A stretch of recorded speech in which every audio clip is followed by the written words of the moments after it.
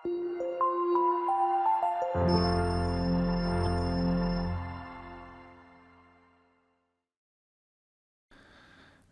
ಸ್ನೇಹಿತರೆ, ಅಮೋಘ ವರ್ಷ ಕೋಚಿಂಗ್ ಸೆಂಟರ್ ಯೂಟ್ಯೂಬ್ ಚಾನಲ್ಗೆ ನಿಮಗೆಲ್ಲ ಸ್ವಾಗತ.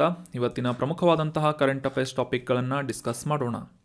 ಈಗ ಡಿಸ್ಕಸ್ ಮಾಡ್ತಾ ಇರುವಂತಹ ನೋಟ್ಸ್ಗಳನ್ನು ಡೌನ್ಲೋಡ್ ಮಾಡಿಕೋಬೇಕು ಅಂತಂದರೆ ಅಮೋಘ ವರ್ಷ IAS KS ಅಕಾಡೆಮಿಯ ಟೆಲಿಗ್ರಾಮ್ ಚಾನಲನ್ನು ಸಬ್ಸ್ಕ್ರೈಬ್ ಮಾಡಿ. ಇಲ್ಲಿ ಅಪ್ಲೋಡ್ ಮಾಡಲಾಗುವಂತಹ PDF ನೋಟ್ಸ್ಗಳನ್ನು ಈಸಿಯಾಗಿ ನೀವು ರಿವೈಸ್ ಮಾಡ್ಕೋಬೋದಾಗಿದೆ. ಇನ್ನು ಇವತ್ತಿನ ಡಿಸ್ಕಷನನ್ನು ಪ್ರಾರಂಭ ಮಾಡೋಣ. ಲಾಸ್ಟ್ ಸೆಷನ್ನಲ್ಲಿ ಕೇಳಲಾದಂತಹ ಪ್ರಶ್ನೆಯ ಸರಿಯಾದ ಉತ್ತರ ಏನು ಅಂತ ಮೊದಲು ತಿಳಿದುಕೊಳ್ಳೋದಾದರೆ, ಡಾಕ್ಟರ್ BR ಅಂಬೇಡ್ಕರ್ ಅವರ ಅತಿ ಎತ್ತರದ ಪ್ರತಿಮೆಯನ್ನು ಭಾರತದಲ್ಲಿ ಯಾವ ಸ್ಥಳದಲ್ಲಿ ನಿರ್ಮಾಣ ಮಾಡಲಾಗಿದೆ ಅಂತ ಪ್ರಶ್ನೆ ಇದೆ. ಆಪ್ಷನ್ 1 ಪುಣೆ, ಆಪ್ಷನ್ 2 ಚೆನ್ನೈ, ಹೈದರಾಬಾದ್ ಅಥವಾ ದೆಹಲಿ ಅಂತ ನೀಡಲಾಗಿದೆ. ಸೊ ಸರಿಯಾದ ಉತ್ತರ ಏನು ಅಂತಂದರೆ ತೆಲಂಗಾಣದ ರಾಜಧಾನಿಯಾದಂಥ ಹೈದರಾಬಾದ್ನಲ್ಲಿ ಈ ಹುಸೇನ್ ಸಾಗರ್ ಅನ್ನುವ ಒಂದು ಕೆರೆ ಅಥವಾ ಸರೋವರದ ಪಕ್ಕದಲ್ಲಿ ಈ ಡಾಕ್ಟರ್ BR ಅಂಬೇಡ್ಕರ್ ಅವರ 125 ಅಡಿ ಎತ್ತರದ ಈ ಒಂದು ಪ್ರತಿಮೆಯನ್ನು ನಿರ್ಮಾಣ ಮಾಡಲಾಗಿದೆ. ಸೊ ಈ ಒಂದು ಪ್ರತಿಮೆಯ ಎತ್ತರ ಟೋಟಲ್ 125 ಮೀಟರ್ಸ್. ಈ ಒಂದು 50 ಮೀಟರ್ ಪ್ಲ್ಯಾಟ್ಫಾರ್ಮ್ನ ಮೇಲೆ, ಅಂದರೆ ನೆಲದಿಂದ ಸುಮಾರು 175 ಮೀಟರ್ ಎತ್ತರದಲ್ಲಿ ಈ ಒಂದು ಡಾಕ್ಟರ್ BR ಅಂಬೇಡ್ಕರ್ ಅವರ ಭಾರತದಲ್ಲಿ ಅತಿ ಎತ್ತರದ ಪ್ರತಿಮೆಯನ್ನು ನಿಲ್ಲಿಸಲಾಗಿದೆ ಹೈದರಾಬಾದ್ ನಗರದಲ್ಲಿ ಅಂತ ನಾವು ಅಂಡರ್ಸ್ಟ್ಯಾಂಡ್ ಮಾಡ್ಕೋಬೇಕು. ಸೊ ನೆನ್ಪಿಟ್ಕೊಳ್ಳಿ, option 3 Hyderabad is right answer. Comment ಬಾಕ್ಸ್ನಲ್ಲಿ ಕಮೆಂಟ್ ಮಾಡಿದಂತಹ ಎಲ್ಲ ಸ್ಟೂಡೆಂಟ್ಸ್ಗಳಿಗೂ ಕೂಡ congratulations and very well done. ಇದೇ ರೀತಿಯಾಗಿ ಡಿಸ್ಕಷನ್ನಲ್ಲಿ ಭಾಗವಹಿಸ್ತಾ ಇರಿ, ನಿಮ್ಮ ಆನ್ಸರ್ಗಳನ್ನು, ನಿಮ್ಮ ಅನಿಸಿಕೆಗಳನ್ನು ಕಮೆಂಟ್ ಮಾಡ್ತಾ ಇರಿ ಅಂತ ಹೇಳ್ತಾ ಇವತ್ತಿನ ಪ್ರಶ್ನೆ ಏನು ಅಂತ ನೋಡೋಣ. ಆನ್ಸರ್ ಮಾಡೋದಕ್ಕೆ ಟ್ರೈ ಮಾಡಿ. ಇದು ಪಾಲಿಟಿಗೆ ಸಂಬಂಧಪಟ್ಟಂತಹ ಅಥವಾ ಅದರಲ್ಲೂ ಕೂಡ ಈ ನ್ಯಾಯಾಂಗಕ್ಕೆ ಸಂಬಂಧಪಟ್ಟಂತಹ ಒಂದು ಇನ್ಫಾರ್ಮೇಷನ್ ಅಥವಾ ಪ್ರಶ್ನೆಯಾಗಿದೆ. ಪ್ರಶ್ನೆ ಏನು ಅಂತಂದರೆ, ಈ ರಿಟೈರ್ಡ್ ಆದಂತಹ ನಿವೃತ್ತ ನ್ಯಾಯಾಧೀಶರು ಇವರನ್ನು ಹೈಕೋರ್ಟ್ನಲ್ಲಿ ತಾತ್ಕಾಲಿಕವಾಗಿ ನ್ಯಾಯಾಧೀಶರನ್ನಾಗಿ ಕುಳಿತುಕೊಳ್ಳುವಂತಹ ಒಂದು ಅವಕಾಶವನ್ನು ನೀಡುವಂತಹ ಸಂವಿಧಾನದ ಪರಿಚ್ಛೇದ ಯಾವುದು? ಯಾವ ಒಂದು ಆರ್ಟಿಕಲ್ನ ಅಡಿಯಲ್ಲಿ ರಿಟೈರ್ಡ್ ಆದಂತಹ ಜಡ್ಜಸ್ಗಳನ್ನು ಹೈಕೋರ್ಟ್ನಲ್ಲಿ ಟೆಂಪರವರಿಯಾಗಿ ಅಥವಾ ಈ ಒಂದು ತಾತ್ಕಾಲಿಕ ನ್ಯಾಯಾಧೀಶರನ್ನಾಗಿ ಕುಳಿತುಕೊಳ್ಳುವಂತಹ ಒಂದು ಅವಕಾಶವನ್ನು ಯಾವ ಒಂದು ಆರ್ಟಿಕಲ್ನ ಅಡಿಯಲ್ಲಿ ನೀಡಲಾಗುತ್ತೆ ಅಂತ ಪ್ರಶ್ನೆ ಇದ್ದು, ಆಪ್ಷನ್ 1 ಆರ್ಟಿಕಲ್ 218, ಆಪ್ಷನ್ 2 ಪರಿಚ್ಛೇದ ಅಥವಾ ಆರ್ಟಿಕಲ್ 221, ಆಪ್ಷನ್ 3 ಆರ್ಟಿಕಲ್ 224 ಅಥವಾ ಆಪ್ಷನ್ 4 ಆರ್ಟಿಕಲ್ 224A ಅಂತ ನೀಡಲಾಗಿದೆ. ಆಡಾಕ್ ಜಡ್ಜಸ್ಗಳು ಅಂತ ಕರೀತಾರೆ ಅವ್ರನ್ನ, ಅಂದರೆ ತಾತ್ಕಾಲಿಕ ನ್ಯಾಯಾಧೀಶರು ಅಂತ. ರಿಟೈರ್ಡ್ ಆದಂತಹ ನ್ಯಾಯಾಧೀಶರನ್ನ ಮತ್ತೆ ಈ ಹೈಕೋರ್ಟ್ನಲ್ಲಿ ಟೆಂಪರವರಿಯಾಗಿ ಕುಳಿತುಕೊಂಡು ಕಾರ್ಯನಿರ್ವಹಿಸುವಂತೆ ಅವಕಾಶವನ್ನು ನೀಡುವಂತಹ ಒಂದು ಆರ್ಟಿಕಲ್ ಯಾವುದು ಅಂತ ಕಮೆಂಟ್ ಬಾಕ್ಸ್ನಲ್ಲಿ ಕಮೆಂಟ್ ಮಾಡಿ. ನೆಕ್ಸ್ಟ್ ಸೆಷನ್ನಲ್ಲಿ ಇದಕ್ಕೆ ಸಂಬಂಧಪಟ್ಟಂಥ ಮಾಹಿತಿ ಮತ್ತು ಸರಿಯಾದ ಆನ್ಸರ್ ಏನು ಅಂತ ತಿಳಿದುಕೊಳ್ಳೋಣ. ಇನ್ನು ಇವತ್ತಿನ ಮೊದಲನೇ ಆರ್ಟಿಕಲ್ ಏನು ಅಂತ ನೋಡೋದಾದರೆ, ಈ ವಿದೇಶಿ ವಿನಿಮಯದ ನಿರ್ವಹಣಾ ಕಾಯ್ದೆ ಅಥವಾ ಫಾರಿನ್ ಎಕ್ಸ್ಚೇಂಜ್ ಮ್ಯಾನೇಜ್ಮೆಂಟ್ ಆ್ಯಕ್ಟ್ ಅಂತ. ಸೊ ಈ ಒಂದು ಕಾಯ್ದೆಯ ಕುರಿತಾದಂತಹ ಕೆಲವೊಂದಿಷ್ಟು ಇಂಪಾರ್ಟೆಂಟ್ ಮಾಹಿತಿಯನ್ನು ಈ ಒಂದು ಆರ್ಟಿಕಲ್ನಲ್ಲಿ ಡಿಸ್ಕಸ್ ಮಾಡೋಣ. 1999ರ ಈ ವಿದೇಶಿ ವಿನಿಮಯ ನಿರ್ವಹಣಾ ಕಾಯ್ದೆಯ ಅಡಿಯಲ್ಲಿ ಅಧಿಕೃತ ವ್ಯಕ್ತಿಗಳಿಗೆ ಅಥವಾ ಅಥೋರೈಸ್ಡ್ ಪರ್ಸನ್ಸ್ ಅಂತ ಏನು ಕರಿತೇವೆ, ಸೊ ಅವರಿಗೆ ಈ ಒಂದು ಚಟುವಟಿಕೆಗಳನ್ನು ನಿರ್ವಹಿಸುವಂತಹ ನಿಟ್ಟಿನಲ್ಲಿ ಕೆಲವೊಂದಿಷ್ಟು ಫ್ರೇಮ್ವರ್ಕನ್ನು ಅಥವಾ ಈ ಗೈಡ್ಲೈನ್ಸ್ಗಳನ್ನು ಡ್ರಾಫ್ಟ್ ಆಗಿ ನಿರ್ಮಾಣ ಮಾಡಲಾಗಿದೆ ಮತ್ತು ಅವುಗಳನ್ನು ಇತ್ತೀಚೆಗೆ ರಿಸರ್ವ್ ಬ್ಯಾಂಕ್ ಆಫ್ ಇಂಡಿಯಾದಿಂದ ಬಿಡುಗಡೆ ಮಾಡಲಾಗಿದೆ ಅಂತ ನ್ಯೂಸ್ನಲ್ಲಿ ಪಬ್ಲಿಷ್ ಆಗಿತ್ತು. ಸೊ ಹೀಗಾಗಿ ಈ ಫೇಮಾ ಆ್ಯಕ್ಟ್ ಕುರಿತಾದಂತಹ ಕೆಲವೊಂದಿಷ್ಟು ಇಂಪಾರ್ಟೆಂಟ್ ಮಾಹಿತಿಗಳನ್ನು ಈ ಒಂದು ಆರ್ಟಿಕಲ್ನಲ್ಲಿ ಡಿಸ್ಕಸ್ ಮಾಡೋಣ. 1973ನೇ ಇಸವಿಯಲ್ಲಿ ಫಾರಿನ್ ಎಕ್ಸ್ಚೇಂಜ್ ರೆಗ್ಯುಲೇಷನ್ ಆ್ಯಕ್ಟ್ ಅಂತ ಜಾರಿಗೊಳಿಸಲಾಗಿತ್ತು. ಮುಖ್ಯವಾಗಿ ಈ ವಿದೇಶಿ ವಿನಿಮಯಕ್ಕೆ ಸಂಬಂಧಪಟ್ಟಂತಹ ಚಟುವಟಿಕೆಗಳನ್ನು ನಿಯಂತ್ರಣ ಮಾಡುವಂತಹ ಕಾಯ್ದೆ, ರೆಗ್ಯುಲೇಷನ್ ಮಾಡುವಂತಹ ಒಂದು ಕಾಯ್ದೆ ಫೇರಾ ಅನ್ನುವ ಈ ಒಂದು ಆ್ಯಕ್ಟನ್ನು ಜಾರಿಗೊಳಿಸಲಾಗಿತ್ತು, ಫಾರಿನ್ ಎಕ್ಸ್ಚೇಂಜ್ ರೆಗ್ಯುಲೇಷನ್ ಆ್ಯಕ್ಟ್ ಅಂತ.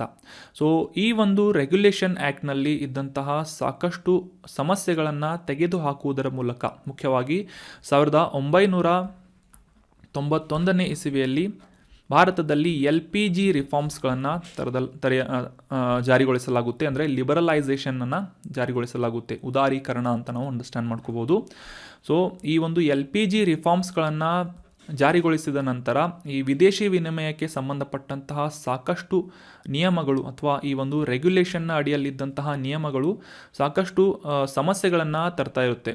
ಸೊ ಈ ಒಂದು ಸಮಸ್ಯೆಗಳನ್ನು ಬಗೆಹರಿಸುವಂತಹ ನಿಟ್ಟಿನಲ್ಲಿ 1999ನೇ ಇಸವಿಯಲ್ಲಿ ವಾಜಪೇಯಿ ಅವರ ಪ್ರಧಾನಮಂತ್ರಿ ಆಗಿದ್ದಂತಹ ಸಂದರ್ಭದಲ್ಲಿ ಈ ಫೇಮಾ ಆ್ಯಕ್ಟನ್ನು ಜಾರಿಗೊಳಿಸಲಾಗುತ್ತೆ. ಇದು ವಿದೇಶಿ ವಿನಿಮಯ ನಿಯಂತ್ರಣ ಅನ್ನುವ ಈ ಒಂದು ಹೆಸರನ್ನು ಬದಲಾಯಿಸಿ ಮ್ಯಾನೇಜ್ಮೆಂಟ್ ಅಥವಾ ನಿರ್ವಹಣೆ ಅನ್ನುವ ಒಂದು ಕಾಯ್ದೆಯನ್ನು ಜಾರಿಗೊಳಿಸಲಾಗುತ್ತೆ.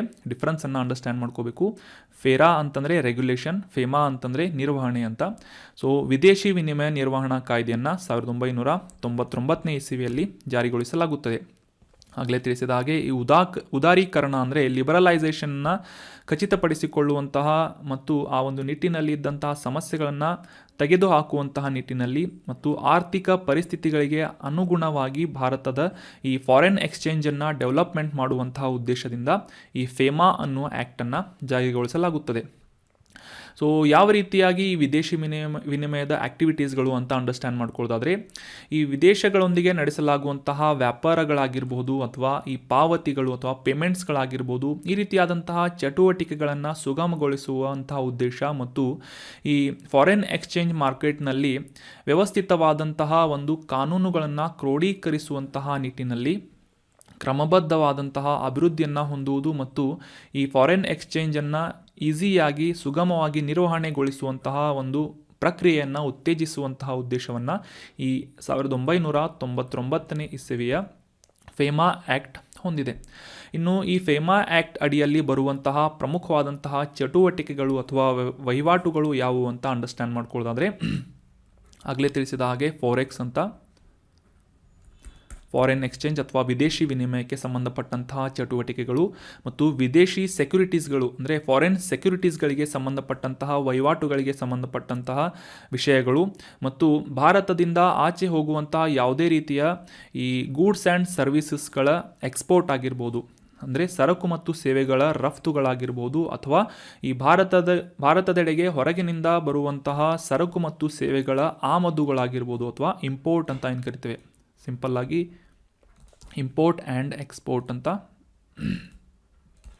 ನಾವು ಅಂಡರ್ಸ್ಟ್ಯಾಂಡ್ ಮಾಡ್ಕೋಬೋದು. ಸೊ ಈ ಇಂಪೋರ್ಟ್ ಆ್ಯಂಡ್ ಎಕ್ಸ್ಪೋರ್ಟ್ಗೆ ಸಂಬಂಧಪಟ್ಟಂತಹ ವಿಷಯಗಳನ್ನು ಮ್ಯಾನೇಜ್ ಮಾಡುವಂತಹ ಆ್ಯಕ್ಟ್ ಯಾವುದು, ರೂಲ್ಸ್ಗಳನ್ನು ಈ ಒಂದು ಫೇಮಾ ಆ್ಯಕ್ಟ್ನಲ್ಲಿ ಜಾರಿಗೊಳಿಸಲಾಗಿದೆ.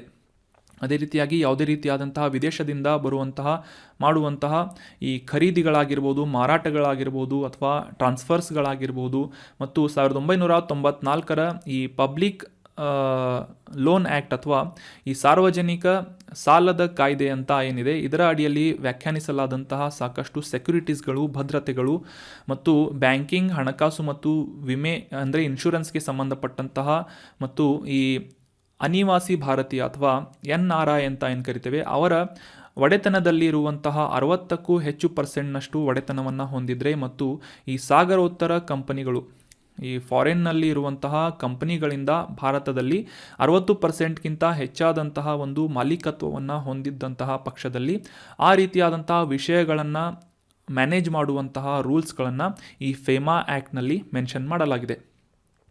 ಸೊ ಅಷ್ಟೇ ಅಲ್ಲದೆ ಈ ಭಾರತದ ಹೊರಗೆ ವಾಸಿಸ್ತಾ ಇರುವಂತಹ ಭಾರತದ ಇತರ ಯಾವುದೇ ಪ್ರಜೆಗಳು ಅಥವಾ NRI ಅಂತ ಏನು ಕರಿತೇವೆ, ಸೊ ಅವರಿಗೆ ಸಂಬಂಧಪಟ್ಟಂತಹ ವಹಿವಾಟುಗಳನ್ನು ಕೂಡ ಈ ಫೇಮಾ ಆ್ಯಕ್ಟ್ನ ಅಡಿಯಲ್ಲಿ ಮ್ಯಾನೇಜ್ಮೆಂಟ್ ಮಾಡಲಾಗುತ್ತೆ ಅಥವಾ ನಿಯಂತ್ರಣ ಮಾಡಲಾಗುತ್ತದೆ.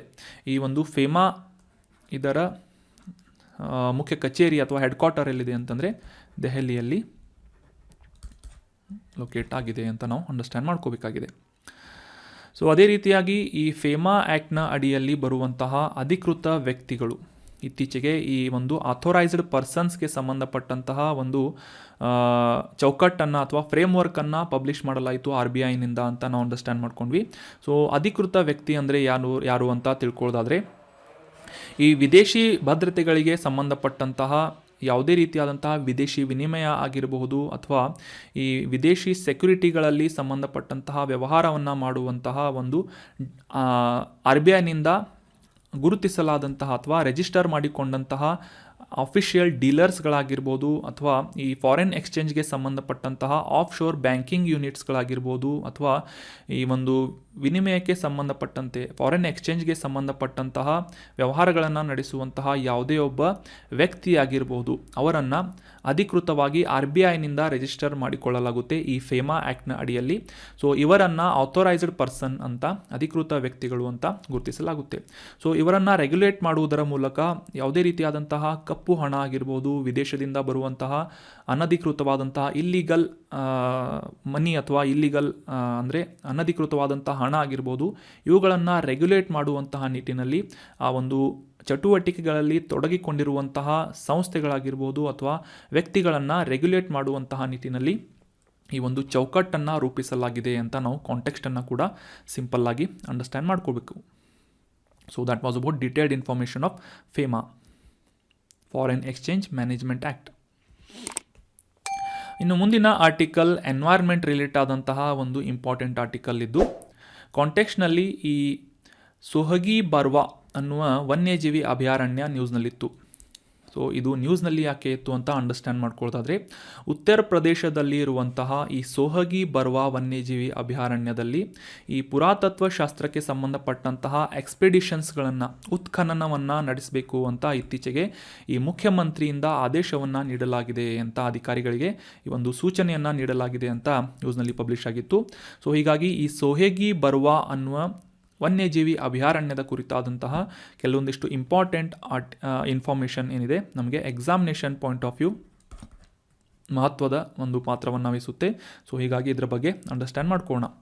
1987ನೇ ಇಸವಿಯಲ್ಲಿ ವನ್ಯಜೀವಿ ಅಭಯಾರಣ್ಯ ಅಥವಾ ವೈಲ್ಡ್ ಲೈಫ್ ಸ್ಯಾಂಕ್ಚುರಿ ಅಂತ ಘೋಷಿಸಲ್ಪಟ್ಟಂತಹ ಒಂದು ಅಭಯಾರಣ್ಯ ಯಾವುದು ಅಂತಂದರೆ, ಅಥವಾ ರಿಸರ್ವ್ ಫಾರೆಸ್ಟ್ ಯಾವುದು ಅಂತಂದರೆ, ಉತ್ತರ ಪ್ರದೇಶದಲ್ಲಿ ಲೊಕೇಟ್ ಆಗಿರುವಂತಹ, ಉತ್ತರ ಪ್ರದೇಶದ ಮಹಾರಾಜ್ ಗಂಜ್ ಅನ್ನುವ ಈ ಒಂದು ಜಿಲ್ಲೆಯಲ್ಲಿ ಲೊಕೇಟ್ ಆಗಿರುವಂತಹ ಸೊಹಗಿ ಬರ್ವಾ ವನ್ಯಜೀವಿ ಅಭಯಾರಣ್ಯ ಆಗಿದೆ ಅನ್ನೋದು examination point of view important ಆದಂತಹ ಮಾಹಿತಿಯಾಗಿದೆ. ಅಂದರೆ ನ್ಯೂಸ್ನಲ್ಲಿದ್ದಂತಹ ಈ ವನ್ಯಜೀವಿ ಅಭಯಾರಣ್ಯ ಆಗಿರ್ಬೋದು, ಟೈಗರ್ ರಿಸರ್ವ್ಸ್ಗಳಾಗಿರ್ಬೋದು, ಇತರ ಕೆಲವೊಂದಿಷ್ಟು ರಿಸರ್ವ್ ಆದಂತಹ ಫಾರೆಸ್ಟ್ಗಳಾಗಿರ್ಬೋದು ಮತ್ತು ಈ ಪಕ್ಷಿಧಾಮಗಳು, ಇವುಗಳ ಬಗ್ಗೆ ಎಕ್ಸಾಮ್ನಲ್ಲಿ ಕೇಳ್ತಾ ಇರ್ತಾರೆ. ಅವುಗಳ location examination point of view important ಆಗುತ್ತೆ.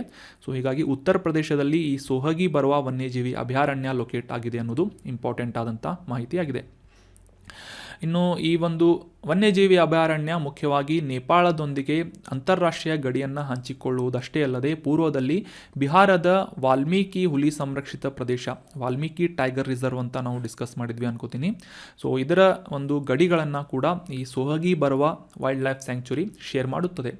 ಇನ್ನು ಇದರ ಸಸ್ಯವರ್ಗವನ್ನು ನೋಡೋದಾದರೆ, ಭಾರತದ ಈ ತೇವಾಂಶವುಳ್ಳ ಮಾಯ್ಸ್ಟ್ ಡೆಸಿಡ್ಯೂಯಸ್ ಫಾರೆಸ್ಟ್ ಅಂತ ಏನು ಕರಿತೇವೆ, ತೇವಾಂಶವುಳ್ಳ ಎಲೆ ಉದುರುವಂತಹ ಕಾಡುಗಳಲ್ಲಿ ಬೆಳೆಯುವಂತಹ ಸಸ್ಯವರ್ಗವನ್ನು ಇಲ್ಲಿ ನಾವು ಕಾಣಬಹುದಾಗಿದ್ದು, ಈ ದೊಡ್ಡ ಗಂಡಕ್, ಪುಟ್ಟ ಗಂಡಕ್, ಪಯಾಸ್, ರೋಹಿನ್ ಅನ್ನುವ ಪ್ರಮುಖ ನದಿಗಳನ್ನು ಈ ಒಂದು ವನ್ಯಜೀವಿ ಅಭಯಾರಣ್ಯದ ಮೂಲಕ ಹರಿಯುವುದನ್ನು ನಾವು ಕಾಣಬಹುದಾಗಿದೆ.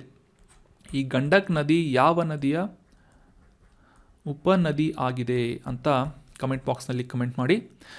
ಇನ್ನು ಇಲ್ಲಿ ಕಂಡುಬರುವಂತಹ ಪ್ರಮುಖ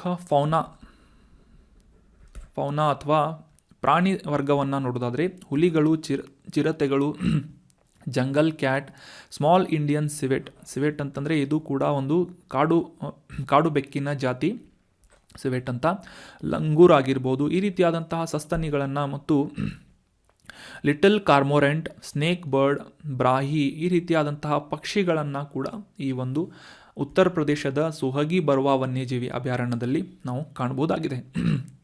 so that was about detailed information of Sohagi Barwa wildlife sanctuary. ಇನ್ನು ಮುಂದಿನ ಆರ್ಟಿಕಲ್ ಇಂಟರ್ನ್ಯಾಷನಲ್ ಮ್ಯಾಪಿಂಗ್ ರಿಲೇಟ್ ಆದಂತಹ ಒಂದು ಆರ್ಟಿಕಲ್ ಆಗಿದ್ದು, ಮೆಕ್ಸಿಕೋ ಕೊಲ್ಲಿ ಅಥವಾ ಗಲ್ಫ್ ಆಫ್ ಮೆಕ್ಸಿಕೋ ನ್ಯೂಸ್ನಲ್ಲಿತ್ತು. ಕಾಂಟೆಕ್ಸ್ಟನ್ನು ಸಿಂಪಲ್ ಆಗಿ ಅಂಡರ್ಸ್ಟ್ಯಾಂಡ್ ಮಾಡ್ಕೊಳ್ಳೋದಾದರೆ, ಈ ಅಮೇರಿಕಾ ಮತ್ತು ಮೆಕ್ಸಿಕೋ ದೇಶಗಳ ನಡುವೆ ಇರುವಂತಹ ಈ ಗಲ್ಫ್ ಆಫ್ ಮೆಕ್ಸಿಕೋ ಅಥವಾ ಮೆಕ್ಸಿಕೋ ಕೊಲ್ಲಿಯಲ್ಲಿ ತೈಲವನ್ನು ಉತ್ಪಾದನೆ ಮಾಡುವಂತಹ ಒಂದು ಕಂಪನಿ ಬಿಡ್ಡಿಂಗ್ ಮಾಡ್ತಾ ಇತ್ತು. ಆದರೆ ಈ ಗಲ್ಫ್ ಆಫ್ ಮೆಕ್ಸಿಕೋದಲ್ಲಿ ಅಳಿವಿನಂಚಿನಲ್ಲಿರುವಂತಹ ತಿಮಿಂಗಲುಗಳಿಗೆ ಇದರಿಂದ ಸಾಕಷ್ಟು ಹಾನಿಗಳು ಉಂಟಾಗುತ್ತವೆ. ಹೀಗಾಗಿ ಈ ಅಳಿವಿನಂಚಿನಲ್ಲಿರುವಂತಹ ತಿಮಿಂಗಲ ಪ್ರಭೇದಗಳನ್ನು ರಕ್ಷಣೆ ಮಾಡುವಂತಹ ನಿಟ್ಟಿನಲ್ಲಿ ಆ ತೈಲ ಕಂಪನಿಗೆ ಆಯಿಲ್ ಎಕ್ಸ್ಟ್ರಾಕ್ಷನ್ ಮಾಡೋದಕ್ಕೆ ಪರ್ಮಿಷನ್ ಕೊಡಬಾರ್ದು ಅಂತ ಈ ಮೆಕ್ಸಿಕೋದ ನ್ಯಾಯಾಲಯದಲ್ಲಿ ಒಂದು ಅಪೀಲನ್ನು ಯುನೈಟೆಡ್ ಸ್ಟೇಟ್ಸ್ನಿಂದ ಮಾಡಲಾಗಿತ್ತು.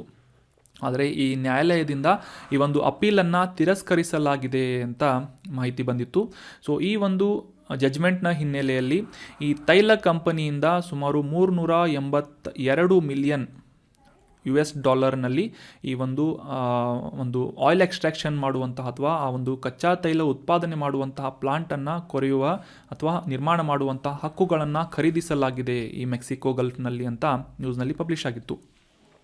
ಸೊ ಹೀಗಾಗಿ ಎಕ್ಸಾಮಿನೇಷನ್ ಪಾಯಿಂಟ್ ಆಫ್ ವ್ಯೂ ಈ ಇಂಟರ್ನ್ಯಾಷನಲ್ ನ್ಯೂಸ್ ಅಷ್ಟೊಂದು ಇಂಪಾರ್ಟೆಂಟ್ ಆಗದೆ ಹೋದರೂ ಕೂಡ ಈ ಗಲ್ಫ್ ಆಫ್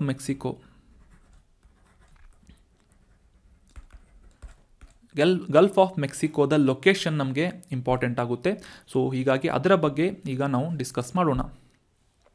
ಈ ಗಲ್ಫ್ ಆಫ್ ಮೆಕ್ಸಿಕೋ ಅಥವಾ ಮೆಕ್ಸಿಕೋ ಕೊಲ್ಲಿ ಅಟ್ಲಾಂಟಿಕ್ ಮಹಾಸಾಗರದ ಒಂದು ಭಾಗವಾಗಿದ್ದು ಕನಿಷ್ಠ ಈ ಒಂದು ಪ್ರದೇಶವನ್ನು ಇಲ್ಲಿ ನಾವು ಗುರುತಿಸ್ಬೋದು ಸಿಂಪಲ್ ಆಗಿ.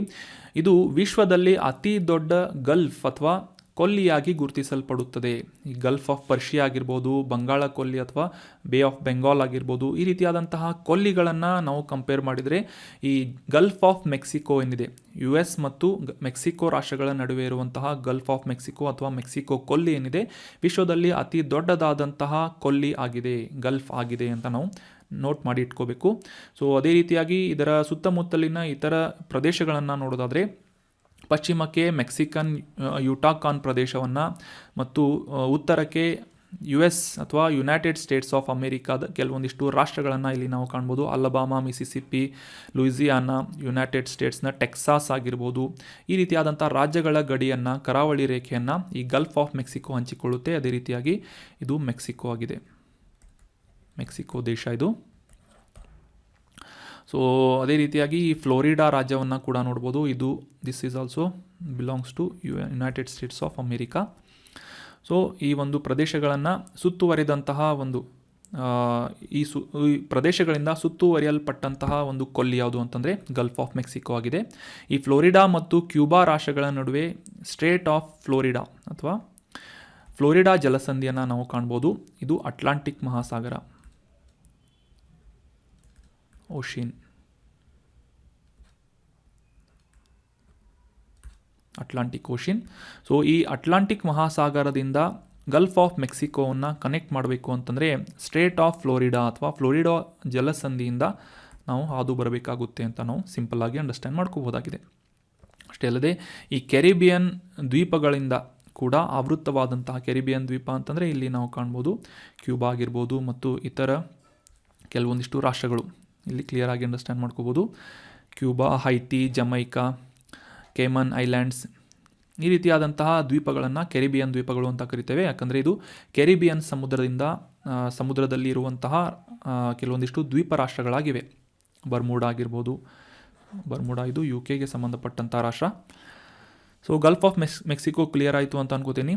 ಯುನೈಟೆಡ್ ಸ್ಟೇಟ್ಸ್ ಆಫ್ ಅಮೇರಿಕಾ ಮತ್ತು ಮೆಕ್ಸಿಕೋದಿಂದ ಆವೃತ್ತವಾದಂತಹ ಕರಾವಳಿ ರೇಖೆಯನ್ನು ಹಂಚಿಕೊಳ್ಳುವಂತಹ ಜಗತ್ತಿನಲ್ಲೇ ಅತಿ ದೊಡ್ಡದಾದಂತಹ ಕೊಲ್ಲಿ ಯಾವುದು ಅಂತಂದರೆ ಗಲ್ಫ್ ಆಫ್ ಮೆಕ್ಸಿಕೋ ಆಗಿದೆ. So that was about brief information of Mexico Gulf. ಇನ್ನು ಇದು ಜಗತ್ತಿನಲ್ಲೇ ಅತಿ ದೊಡ್ಡದಾದಂತಹ ಒಂದು ಕೊಲ್ಲಿ ಅಂತ ಅಂಡರ್ಸ್ಟ್ಯಾಂಡ್ ಮಾಡ್ಕೊಂಡ್ವಿ. 1.6 ದಶಲಕ್ಷ ಚದರ ಕಿಲೋಮೀಟರ್ ವಿಸ್ತೀರ್ಣವನ್ನು ಹೊಂದಿರುವಂತಹ ಈ ಒಂದು ಮೆಕ್ಸಿಕೋ ಕೊಲ್ಲಿ ಇದು ಕೆರಿಬಿಯನ್ ಸಮುದ್ರಕ್ಕೆ, ಕ್ಯೂಬಾ, ಮೆಕ್ಸಿಕೋ ಇದನ್ನೆಲ್ಲ ಓದಿದ್ವಿ, ಅಟ್ಲಾಂಟಿಕ್ ಸಾಗರದ ಭಾಗವಾಗಿದೆ ಅಂತ ಅಂಡರ್ಸ್ಟ್ಯಾಂಡ್ ಮಾಡ್ಕೊಂಡ್ವಿ. ಸೊ ಅದೇ ರೀತಿಯಾಗಿ ಇದರ ಸರಾಸರಿ ಡೆಪ್ತ್ ಎಷ್ಟು ಅಂತ ನೋಡೋದಾದರೆ ಸುಮಾರು 1.5 ಕಿಲೋಮೀಟರ್ಗಳು, 1615 ಮೀಟರ್ಗಳ ಆಳವನ್ನು ಸರಾಸರಿಯಾಗಿ ಈ ಒಂದು ಮೆಕ್ಸಿಕೋ ಕೊಲ್ಲಿ ಹೊಂದಿದೆ ಅಂತ ನಾವು ಅಂಡರ್ಸ್ಟ್ಯಾಂಡ್ ಮಾಡ್ಕೋಬೋದಾಗಿದೆ. ಸೊ ಇಲ್ಲಿ ಅತಿ ಹೆಚ್ಚಿನ ಪ್ರಮಾಣದಲ್ಲಿ ಸಲ್ಫರ್ ಅಂದರೆ ಗಂಧಕ ಮತ್ತು ಈ ಕಚ್ಚಾ ತೈಲವನ್ನು ಎಕ್ಸ್ಟ್ರಾಕ್ಟ್ ಮಾಡಲಾಗುತ್ತೆ ಅಂತ ಕೂಡ ನಾವು ಅಂಡರ್ಸ್ಟ್ಯಾಂಡ್ ಮಾಡ್ಕೊಂಡ್ವಿ. ಸೊ ಇದರಿಂದ ಪರಿಸರ ಮತ್ತು ಪರಿಸರದಲ್ಲಿ ವಾಸಿಸ್ತಾ ಇರುವಂತಹ ಇತರ ಜೀವಿಗಳಿಗೂ ಕೂಡ ಯಾವ ರೀತಿಯಾಗಿ ಹಾನಿಗಳು ಉಂಟಾಗುತ್ತವೆ, ಅಂದರೆ ಮಾನವ ಯಾವ ರೀತಿಯಾಗಿ ಈ ಪರಿಸರದ ಸಂರಕ್ಷಣೆಯನ್ನು ಮರೆತು ಈ ಎಕನಾಮಿಕಲ್ ಡೆವಲಪ್ಮೆಂಟ್ ಅಥವಾ ಆರ್ಥಿಕ ಅಭಿವೃದ್ಧಿಯ ಮೇಲೆ ಹೆಚ್ಚಿನ ಒಂದು ಇಂಟ್ರೆಸ್ಟನ್ನು ತೋರಿಸ್ತಾ ಇದ್ದಾನೆ ಅಂತ ನಾವು ಈ ಒಂದು ಕಾಂಟೆಕ್ಸ್ಟ್ ಮೂಲಕ ಕೂಡ ಅಂಡರ್ಸ್ಟ್ಯಾಂಡ್ ಮಾಡ್ಕೋಬೋದು. ಅಂದರೆ ಇಲ್ಲಿ ಸಾಕಷ್ಟು ಅಳಿವಿನಂಚಿನಲ್ಲಿರುವಂತಹ ತಿಮಿಂಗಲ ಪ್ರಭೇದಗಳು ವಾಸಿಸ್ತಾ ಇದ್ದರೂ ಕೂಡ ಅವುಗಳಿಗೆ ಹಾನಿ ಉಂಟಾಗುವಂಥ ಸಾಧ್ಯತೆ ಇದ್ದರೂ ಕೂಡ ಈ ತೈಲ ಕಂಪನಿಗಳು ಈ ಒಂದು ಪ್ರದೇಶದಲ್ಲಿ ಆಯಿಲ್ ಎಕ್ಸ್ಟ್ರಾಕ್ಷನನ್ನು ಮಾಡ್ತಾ ಇವೆ ಅಂತ ನಾವು ಈ ಒಂದು ಕಾಂಟೆಕ್ಸ್ಟನ್ನು ಕೂಡ ವೆರಿ ಈಸಿಯಾಗಿ ಅಂಡರ್ಸ್ಟ್ಯಾಂಡ್ ಮಾಡ್ಕೋಬೋದು. ಇನ್ನು ಮುಂದಿನ ಆರ್ಟಿಕಲ್ ಏನು ಅಂತ ನೋಡೋಣ. ಸರಸ್ವತಿ ಸಮ್ಮಾನ್ ಪ್ರಶಸ್ತಿ ವಿಜೇತರು ಮತ್ತು ನಾಡೋಜರಾದಂತಹ ಎಸ್.ಎಲ್. ಭೈರಪ್ಪನವರ ಕಾದಂಬರಿಯಾದಂತಹ ವಂಶವೃಕ್ಷ ಕಾದಂಬರಿಯನ್ನು ತೆಲುಗು ಭಾಷೆಗೆ ಅನಧಿಕೃತವಾಗಿ ಭಾಷಾಂತರಿಸಲಾಗಿದೆ ಅಥವಾ ಅನುವಾದ ಮಾಡಲಾಗಿದೆ. ಇದರಿಂದ ಈ ಒಂದು ಕಾಪಿರೈಟ್ ಉಲ್ಲಂಘನೆಯಾಗಿದೆ ಅಂತ ಈ ತೆಲುಗಿನ ಅಥವಾ ಹೈದರಾಬಾದ್ ಮೂಲದ ಪ್ರಿಯದರ್ಶಿನಿ ಪಬ್ಲಿಕೇಶನ್ ಮೇಲೆ ಎಸ್.ಎಲ್. ಭೈರಪ್ಪನವರಿಂದ ಒಂದು ಕೇಸನ್ನು 2021ರಲ್ಲಿ ಫೈಲ್ ಮಾಡಲಾಗಿತ್ತು. ಸೊ ಈ ಒಂದು ಜಜ್ಮೆಂಟ್ ಇತ್ತೀಚೆಗೆ ಮೈಸೂರಿನ ನ್ಯಾಯಾಲಯದಿಂದ ಈ ಒಂದು ಜಜ್ಮೆಂಟನ್ನು ನೀಡಲಾಗಿದ್ದು, ಸೊ ಈ ಒಂದು ಕಾಪಿರೈಟ್ ಉಲ್ಲಂಘನೆಗಾಗಿ 5 ಲಕ್ಷ ರೂಪಾಯಿಗಳ ಪರಿಹಾರವನ್ನು ನೀಡಬೇಕು ಅಂತ ಈ ಹೈದರಾಬಾದ್ನ ಮೂಲದ ಪ್ರಿಯದರ್ಶಿನಿ ಪಬ್ಲಿಕೇಶನ್ಸ್ಗೆ ಆದೇಶವನ್ನು ನೀಡಲಾಗಿದೆ, ತೀರ್ಪನ್ನು ನೀಡಲಾಗಿದೆ ಅಂತ ನ್ಯೂಸ್ನಲ್ಲಿ ಪಬ್ಲಿಷ್ ಆಗಿತ್ತು. ಸೊ ಹೀಗಾಗಿ ಎಸ್.ಎಲ್. ಭೈರಪ್ಪನವರ ಕುರಿತಾದಂತಹ ಮಾಹಿತಿ ನ್ಯೂಸ್ನಲ್ಲಿರುವುದರಿಂದ ಎಸ್.ಎಲ್. ಭೈರಪ್ಪನವರಿಗೆ ಬಗ್ಗೆ ಸಂಬಂಧಪಟ್ಟಂತಹ ಕೆಲವೊಂದಿಷ್ಟು ಪ್ರಮುಖ ಮಾಹಿತಿಗಳನ್ನು ಈ ಒಂದು ಆರ್ಟಿಕಲ್ನಲ್ಲಿ ಡಿಸ್ಕಸ್ ಮಾಡೋಣ. ಮೂಲತಃ ನಮ್ಮ ಕರ್ನಾಟಕದ ಹಾಸನ ಜಿಲ್ಲೆಯ ಚನ್ನರಾಯಪಟ್ಟಣಕ್ಕೆ ಸಂಬಂಧಪಟ್ಟಂತಹ ಅಥವಾ ಮೂಲವನ್ನು ಹೊಂದಿದಂತಹ ಎಸ್.ಎಲ್. ಭೈರಪ್ಪನವರು ಪ್ರಮುಖವಾಗಿ ಈ ಸರಸ್ವತಿ ಸಮ್ಮಾನ್ ಪ್ರಶಸ್ತಿ ಮತ್ತು ಕನ್ನಡದ ನಾಡೋಜ ಅಂತ ಕೂಡ ಇವರನ್ನು ಗುರುತಿಸಲಾಗುತ್ತೆ. ಇವರು ಬರೆದಂತಹ ಕೆಲವೊಂದಿಷ್ಟು ಪ್ರಮುಖ ಕಾದಂಬರಿಗಳು ಯಾವುವು ಅಂತಂದರೆ 1961ರಲ್ಲಿ ಧರ್ಮಶ್ರೀ ಅಂತ, ದೂರ ಸರಿದವರು ಅಂತ, ನಿರಾಕರಣ, ಮತದಾನ, ವಂಶವೃಕ್ಷ 1965ರಲ್ಲಿ ಪ್ರಕಟಿಸಲ್ಪಟ್ಟಂತಹ ಈ ವಂಶವೃಕ್ಷ ಅನ್ನುವ ಈ ಒಂದು ಕಾದಂಬರಿಯನ್ನು ಇತ್ತೀಚೆಗೆ ಅನಧಿಕೃತವಾಗಿ ಭಾಷಾಂತರಿಸಲಾಗಿದೆ, ಅನುವಾದ ಮಾಡಲಾಗಿದೆ ಅಂತ ಒಂದು ಕೇಸನ್ನು ಫೈಲ್ ಮಾಡಿದ್ದರ ಬಗ್ಗೆ ನಾವು ಕಾಂಟೆಕ್ಸ್ಟನ್ನು ಅಂಡರ್ಸ್ಟ್ಯಾಂಡ್ ಮಾಡ್ಕೊಂಡ್ವಿ. ಜಲಪಾತ 1967, ನಾಯಿ ನೆರಳು, ತಬ್ಬಲಿ ನೀನಾದೆ ಮಗನೇ, ಗೃಹಭಂಗ, ಗೃಹಣ, ದಾಟು, ಅಂದರೆ ಇದರಲ್ಲಿ ಮುಖ್ಯವಾಗಿ ಜಾತಿಯ ಸಮಸ್ಯೆಯ ಬಗ್ಗೆ ಮೆನ್ಷನ್ ಮಾಡಲಾಗಿದೆ. 1973ರಲ್ಲಿ ಇದನ್ನು ರಚಿಸಲಾಗಿತ್ತು, ಪಬ್ಲಿಕೇಶನ್ ಮಾಡಲಾಗಿತ್ತು. ನಂತರ ಅನ್ವೇಷಣೆ, ಪರ್ವ, ನೆಲೆ, ಸಾಕ್ಷಿ, ಅಂಚು, ತಂತು, ಸಾರ್ಥ, ಆವರಣ, ಗಜಜನ್ಮ, ಬೆಳಕು ಮೂಡಿತು, ಮಂದ್ರ, ಯಾನ ಈ ರೀತಿಯಾದಂತಹ ಪ್ರಮುಖ ಕಾದಂಬರಿಗಳನ್ನು ಎಸ್.ಎಲ್. ಭೈರಪ್ಪನವರು ಬರೆದಿದ್ದಾರೆ. ಅಷ್ಟೇ ಅಲ್ಲದೆ ಈ ಅನುವಾದ ಕೃತಿಯನ್ನು ಕೂಡ ನಮ್ಮ ಪರಂಪರೆಯ ಕಥೆಗಳು ಅಂತ ಇವರಿಂದ ರಚಿಸಲ್ಪಟ್ಟಿದೆ. ಇನ್ನು 1996ನೇ ಇಸವಿಯಲ್ಲಿ ತಮ್ಮ ಆತ್ಮಕಥೆಯನ್ನು ಎಸ್.ಎಲ್. ಭೈರಪ್ಪನವರು ಬರೀತಾರೆ. ಅದರ ಹೆಸರು ಭಿತ್ತಿ ಅಂತ. ಭಿತ್ತಿ ಅನ್ನುವುದು ಎಸ್.ಎಲ್.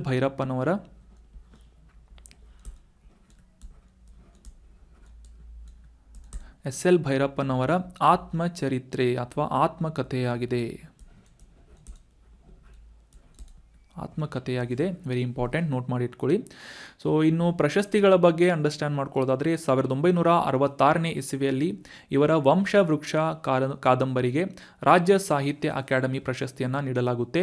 ನಂತರ ಇವರ ದಾಟು ಅನ್ನುವ ಕಾದಂಬರಿಗೆ, ಸೊ ಆಗಲೇ ತಿಳಿಸಿದ ಹಾಗೆ ಜಾತಿ ಸಮಸ್ಯೆಯನ್ನು ಆಧಾರವಾಗಿಟ್ಕೊಂಡು ರಚಿಸಲಾದಂತಹ ದಾಟು ಅನ್ನುವ ಕಾದಂಬರಿಗೆ 1975ನೇ ಇಸವಿಯಲ್ಲಿ ರಾಜ್ಯ ಸಾಹಿತ್ಯ ಅಕಾಡೆಮಿ ಮತ್ತು ಕೇಂದ್ರ ಸಾಹಿತ್ಯ ಅಕಾಡೆಮಿ ಪುರಸ್ಕಾರಗಳನ್ನು ಕೂಡ ನೀಡಲಾಗುತ್ತದೆ. ಇನ್ನು 2002ನೇ ಇಸವಿಯಲ್ಲಿ ಕನಕಪುರದಲ್ಲಿ ನಡೆದಂತಹ ಅಖಿಲ ಭಾರತ ಕನ್ನಡ ಸಾಹಿತ್ಯ ಸಮ್ಮೇಳನದ ಅಧ್ಯಕ್ಷತೆಯನ್ನು ಕೂಡ ಈ ಎಸ್.ಎಲ್. ಭೈರಪ್ಪನವರು ವಹಿಸ್ತಾರೆ. ಮುಂದೆ 2010ನೇ ಇಸವಿಯಲ್ಲಿ ಇವರು ರಚಿಸಿದಂತಹ ಮಂದ್ರ ಅನ್ನುವ ಹೆಸರಿನ ಕೃತಿಗೆ ಸರಸ್ವತಿ ಸಮ್ಮಾನ್ ಪ್ರಶಸ್ತಿಯನ್ನು ಕೂಡ ನೀಡಲಾಗುತ್ತೆ. ನಂತರ 2017ರಲ್ಲಿ ನೃಪತುಂಗ ಪ್ರಶಸ್ತಿಯನ್ನು ಇವರಿಗೆ ನೀಡಿ ಪುರಸ್ಕರಿಸಲಾಗುತ್ತೆ. 2011ರಲ್ಲಿ ಹಂಪಿ ವಿಶ್ವವಿದ್ಯಾನಿಲಯದಿಂದ ಇವರಿಗೆ ನಾಡೋಜ ಅನ್ನುವ ಪ್ರಶಸ್ತಿಯನ್ನು ಕೂಡ ನೀಡಲಾಗುತ್ತೆ. ಸೊ ಈ ರೀತಿಯಾದಂತಹ ಸಾಕಷ್ಟು ರೀತಿಯಾದಂತಹ ಕೃತಿಗಳನ್ನು, ಕಾದಂಬರಿಗಳನ್ನು ರಚಿಸಿದಂತಹ ಸರಸ್ವತಿ ಸಮ್ಮಾನ್ ಪುರಸ್ಕೃತರು ಮತ್ತು ನಾಡೋಜ ಎಸ್.ಎಲ್. ಭೈರಪ್ಪನವರ ಬಗ್ಗೆ ನಾವು ಕೆಲವೊಂದಿಷ್ಟು ಇಂಪಾರ್ಟೆಂಟ್ ಮಾಹಿತಿಗಳನ್ನು ಅಂಡರ್ಸ್ಟ್ಯಾಂಡ್ ಮಾಡ್ಕೊಂಡ್ವಿ. So that was all about today's discussion. ಈಗ ಡಿಸ್ಕಸ್ ಮಾಡಲಾದಂತಹ ಇಂಪಾರ್ಟೆಂಟ್ ಆರ್ಟಿಕಲ್ಸ್ಗಳನ್ನು ಪ್ರಶ್ನೋತ್ತರ ರೂಪದಲ್ಲಿ ಮತ್ತೊಮ್ಮೆ ರಿವೈಸ್ ಮಾಡೋದಕ್ಕೆ ಟ್ರೈ ಮಾಡೋಣ. ಮೊದಲನೇ ರಿವಿಷನ್ ಪ್ರಶ್ನೆ ಏನು ಅಂತ ನೋಡೋದಾದರೆ, foreign exchange management act, FEMA ಅಥವಾ ವಿದೇಶಿ ವಿನಿಮಯ ನಿರ್ವಹಣಾ ಕಾಯ್ದೆ, ಈ ಒಂದು ಕಾಯ್ದೆಯನ್ನು ಯಾವ ವರ್ಷದಲ್ಲಿ ಜಾರಿಗೊಳಿಸಲಾಯಿತು ಅಂತ ಪ್ರಶ್ನೆ ಇದ್ದು, ಆಪ್ಷನ್ 1 1973, ಆಪ್ಷನ್ 2 1987, ಆಪ್ಷನ್ 3 1999 ಅಥವಾ ಆಪ್ಷನ್ 4 2002 ಅಂತ ಇದೆ. ಸೊ ಸರಿಯಾದ ಉತ್ತರ ಏನು ಅಂತಂದರೆ ಆಪ್ಷನ್ 3 1999ನೇ ಇಸವಿಯಲ್ಲಿ ಅಟಲ್ ಬಿಹಾರಿ ವಾಜಪೇಯಿ ಅವರು ಪ್ರಧಾನಿಯಾಗಿದ್ದಂತಹ ಸಂದರ್ಭದಲ್ಲಿ ಈ ವಿದೇಶಿ ವಿನಿಮಯಗಳನ್ನು ಮ್ಯಾನೇಜ್ ಮಾಡುವಂತಹ ನಿಟ್ಟಿನಲ್ಲಿ ಈ ಫೇರಾ ಅನ್ನುವ ಒಂದು ಕಾಯ್ದೆಯನ್ನು ರಿಪ್ಲೇಸ್ ಮಾಡುವುದರ ಮೂಲಕ ಈ ಫೇಮಾ ಆ್ಯಕ್ಟನ್ನು ಜಾರಿಗೊಳಿಸಲಾಗಿತ್ತು. 1973ರಲ್ಲಿ ಇದ್ದಂತಹ ಅಸ್ತಿತ್ವದಲ್ಲಿದ್ದಂತಹ ಫೇರಾ ಅನ್ನುವ ಆ್ಯಕ್ಟನ್ನು ರಿಪ್ಲೇಸ್ ಮಾಡುವುದರ ಮೂಲಕ ಫೇಮಾ ಆ್ಯಕ್ಟನ್ನು ಜಾರಿಗೊಳಿಸಲಾಗಿತ್ತು. ಮುಖ್ಯವಾಗಿ ಈ ಒಂದು ಉದಾರೀಕರಣದ ನಂತರ ಈ ಫೇರಾನಲ್ಲಿ ಇದ್ದಂತಹ ಕೆಲವೊಂದಿಷ್ಟು ಸಮಸ್ಯೆಗಳನ್ನು ಬಗೆಹರಿಸುವುದು ಅಷ್ಟೇ ಅಲ್ಲದೆ ಈ ವಿದೇಶಿ ವಿನಿಮಯದ ಮಾರುಕಟ್ಟೆಯನ್ನು ಕ್ರಮಬದ್ಧಗೊಳಿಸಿ ಅದರ ಅಭಿವೃದ್ಧಿಯನ್ನು ಮಾಡುವುದು ಮತ್ತು ಈ ಒಂದು ವಿದೇಶಿ ವಿನಿಮಯ ಮಾರುಕಟ್ಟೆಯನ್ನು ನಿರ್ವಹಣೆ ಮಾಡುವಂತಹ ನಿಟ್ಟಿನಲ್ಲಿ ಸಂಬಂಧಪಟ್ಟಂತಹ ಎಲ್ಲ ಕಾನೂನುಗಳನ್ನು ಕ್ರೋಢೀಕರಿಸುವುದರ ಮೂಲಕ ಈ ಫೇಮಾ ಆ್ಯಕ್ಟನ್ನು ಜಾರಿಗೊಳಿಸಲಾಗಿತ್ತು ಅಂತ ನಾವು ಅಂಡರ್ಸ್ಟ್ಯಾಂಡ್ ಮಾಡ್ಕೋಬೇಕು. So 1999 is right answer. ಮುಂದಿನ ರಿವಿಷನ್ ಪ್ರಶ್ನೆ, ಸೋಹಗಿ ಬರ್ವಾ ವನ್ಯಜೀವಿ ಅಭಯಾರಣ್ಯ ಇತ್ತೀಚೆಗೆ ನ್ಯೂಸ್ನಲ್ಲಿತ್ತು. ಸೊ ಇದು ಭಾರತದಲ್ಲಿ ಯಾವ ರಾಜ್ಯದಲ್ಲಿದೆ ಅಂತ ಪ್ರಶ್ನೆ ಇದೆ. Option 1 Madhya Pradesh, option 2 Rajasthan, option 3 Uttar Pradesh, option 4 Bihar ಅಂತ ನೀಡಲಾಗಿದ್ದು ಸರಿಯಾದ ಉತ್ತರ ಏನು ಅಂತಂದರೆ ಆಪ್ಷನ್ 3 ಉತ್ತರ ಪ್ರದೇಶದ ಈ ಮಹಾರಾಜಗಂಜ್ ಅನ್ನುವ ಜಿಲ್ಲೆಯಲ್ಲಿ ಸೋಹಗಿ ಬರ್ವಾ ವೈಲ್ಡ್ ಲೈಫ್ ಸ್ಯಾಂಕ್ಚುರಿ ಲೊಕೇಟ್ ಆಗಿದೆ. 1987ನೇ ಇಸವಿಯಲ್ಲಿ ಇದನ್ನು ವೈಲ್ಡ್ ಲೈಫ್ ಸ್ಯಾಂಕ್ಚುರಿ ಅಥವಾ ವನ್ಯಜೀವಿ ಅಭಯಾರಣ್ಯ ಅಂತ ಘೋಷಣೆ ಮಾಡಲಾಗಿತ್ತು. So option 3 Uttar Pradesh is right answer. ಇದು ನೇಪಾಳದೊಂದಿಗೆ ಅಂತಾರಾಷ್ಟ್ರೀಯ ಗಡಿಯನ್ನು ಕೂಡ ಹಂಚಿಕೊಳ್ಳುತ್ತೆ ಅಂತ ಅಂಡರ್ಸ್ಟ್ಯಾಂಡ್ ಮಾಡ್ಕೊಂಡ್ವಿ. ಸೋಹಗಿ ಬರ್ವಾ ವನ್ಯಜೀವಿ ಅಭಯಾರಣ್ಯ. ಮುಂದಿನ ರಿವಿಷನ್ ಪ್ರಶ್ನೆ, ಗಲ್ಫ್ ಆಫ್ ಮೆಕ್ಸಿಕೋ ಈ ಕೆಳಗಿನ ಯಾವ ಜಲಮೂಲದೊಂದಿಗೆ ಅದರ ಭಾಗವಾಗಿದೆ ಅಂತ ಪ್ರಶ್ನೆ ಇದೆ. ಆಪ್ಷನ್ 1 ಪೆಸಿಫಿಕ್ ಮಹಾಸಾಗರ, ಆಪ್ಷನ್ 2 ಅಟ್ಲಾಂಟಿಕ್ ಮಹಾಸಾಗರ, ಆಪ್ಷನ್ 3 ಹಿಂದೂ ಮಹಾಸಾಗರ ಅಥವಾ ಆಪ್ಷನ್ 4 ಆರ್ಕ್ಟಿಕ್ ಸಾಗರ ಅಂತ ನೀಡಲಾಗಿದ್ದು ಸರಿಯಾದ ಉತ್ತರ ಏನು ಅಂತಂದರೆ ಆಪ್ಷನ್ 2 ಅಟ್ಲಾಂಟಿಕ್ ಮಹಾಸಾಗರ. ಅಟ್ಲಾಂಟಿಕ್ ಮಹಾಸಾಗರದೊಂದಿಗೆ ಈ ಒಂದು ಗಲ್ಫ್ ಆಫ್ ಮೆಕ್ಸಿಕೋ ಸೇರಿಕೊಂಡಿದೆ ಅಂತ ಅಂಡರ್ಸ್ಟ್ಯಾಂಡ್ ಮಾಡ್ಕೊಂಡ್ವಿ. ಈ ಅಮೆರಿಕಾ ಮತ್ತು ಮೆಕ್ಸಿಕೋದ ನಡುವೆ ಇರುವಂತಹ ಜಗತ್ತಿನಲ್ಲಿ ಅತಿ ದೊಡ್ಡದಾದಂತಹ the largest Gulf in the world ಯಾವುದು ಅಂತಂದರೆ ಗಲ್ಫ್ ಆಫ್ ಮೆಕ್ಸಿಕೋ ಆಗಿದೆ ಅಂತ ನಾವು ಅಂಡರ್ಸ್ಟ್ಯಾಂಡ್ ಮಾಡ್ಕೋಬೇಕು. ಸೊ ಇದು ಅಟ್ಲಾಂಟಿಕ್ ಮಹಾಸಾಗರದ ಒಂದು ಭಾಗವಾಗಿದೆ ಅಂತ ಕೂಡ ಸಿಂಪಲ್ ಆಗಿ ನಾವು ಅಂಡರ್ಸ್ಟ್ಯಾಂಡ್ ಮಾಡ್ಕೋಬೇಕು.